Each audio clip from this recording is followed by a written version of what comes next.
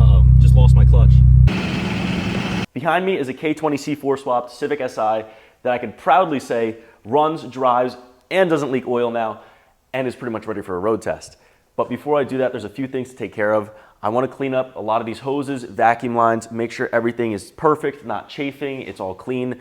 Clean up the front end, a lot of the stuff is loose, got to bolt it together. I'm going to have Derek confirm everything is good with the tune, send him a data log, and I'm going to flush all the fluids and just give the car an overall look over, make sure it's good, and then we can finally get on the road.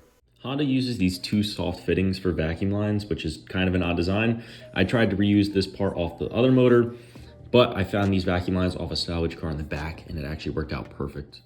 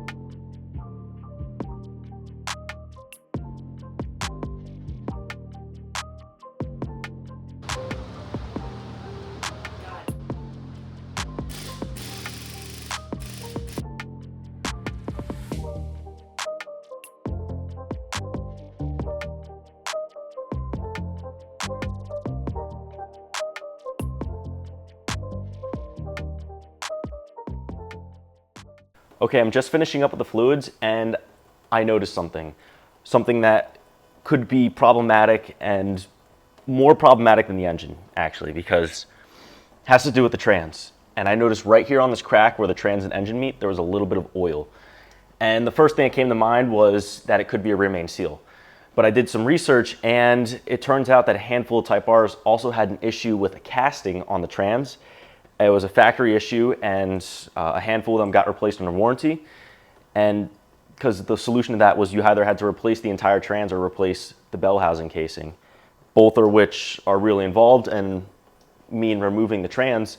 And then I was thinking, well, if I have to remove the trans and do that, then I might as well replace the head.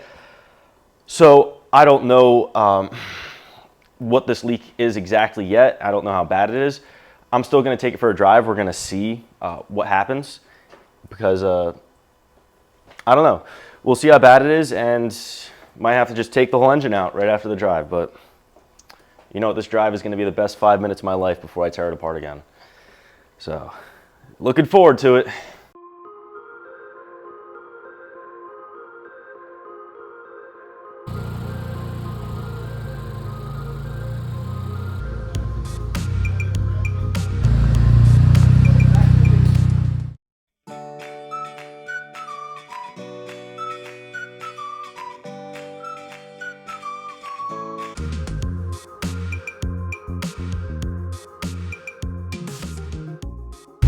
Here we go, first drive, guys.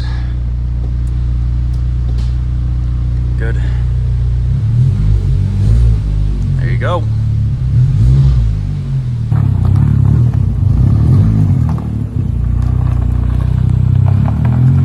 We're moving.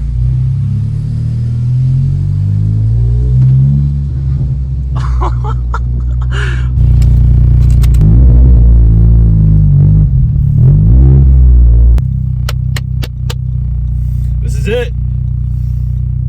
Oh my God.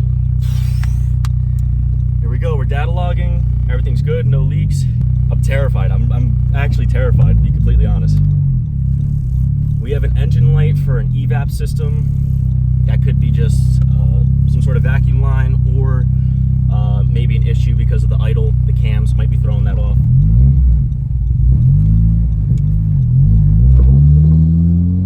Second gear.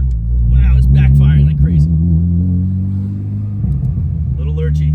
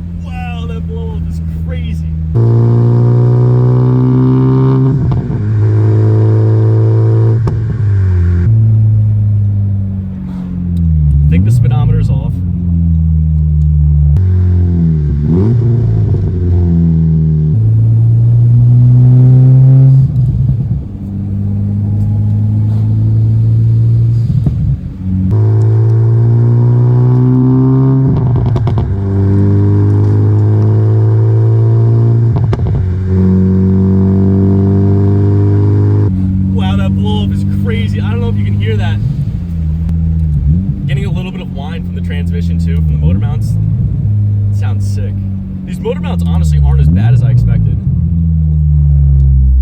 All right, and that's our short drive. We're gonna pull off for a second, make sure everything looks good.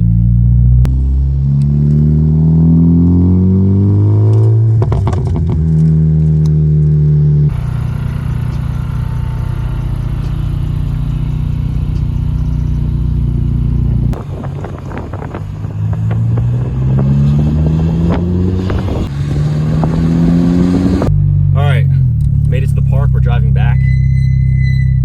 Track pads. We're leaking a little bit of trans fluid, as I thought. Like I said, might actually have to pull the engine because of this. Everything on the dash cleared. Again, I have that one light for evap. Moving good. It cleared up a little bit, not stuttering.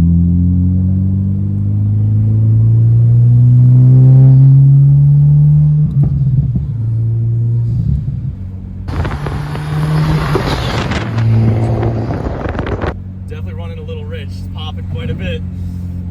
That was up to 4,000. This ran, so.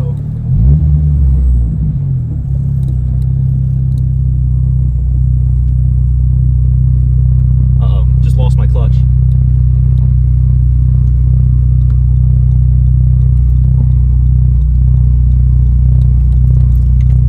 So driving back, and then clutch wouldn't engage. So what I'm thinking happening, because we know the trans fluid is leaking, I think trans fluid got on the clutch, and because it's like WD-40 on your brakes, it doesn't engage if there's lubricant on it. So waiting on the flatbed to come, get us back to the shop. Nice.